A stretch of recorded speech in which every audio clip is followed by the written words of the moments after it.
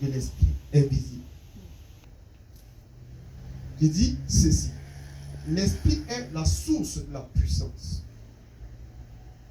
La parole est l'image de l'esprit invisible.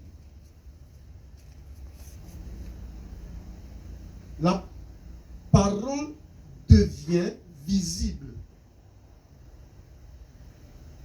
C'est-à-dire que la parole vient sur le feu de projecteur. La parole manifeste la gloire. La parole entre dans la gloire. La parole visible. La parole manifeste. La parole invisible de Dieu, émise par son esprit, devient visible.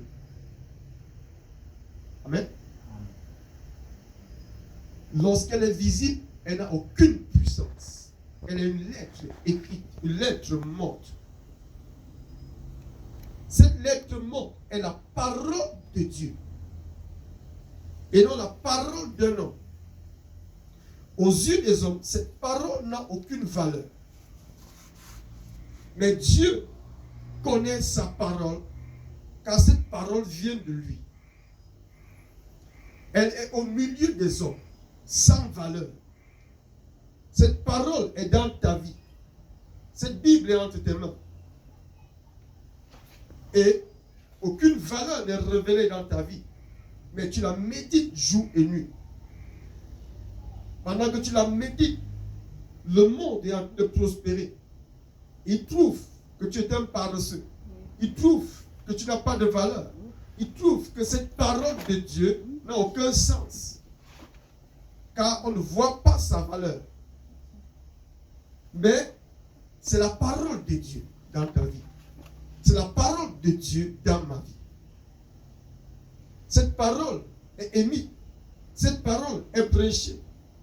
Cette parole est en train d'être prêchée. Nous la consommons à outrance. Nous la dévorons. Nous la recevons. Mais lorsqu'on nous regarde, on ne voit aucun changement. On ne voit aucune valeur. Écoute bien aimé. Ce n'est pas parce qu'une femme n'a pas encore enfanté que le bébé qui est dans son ventre n'est pas rien. Ce n'est pas parce que la parole de Dieu n'est pas encore manifeste dans ta vie que tu dois écouter les allégories des hommes. La parole de Dieu est Dieu lui-même. Alléluia. C'est pourquoi j'explique là.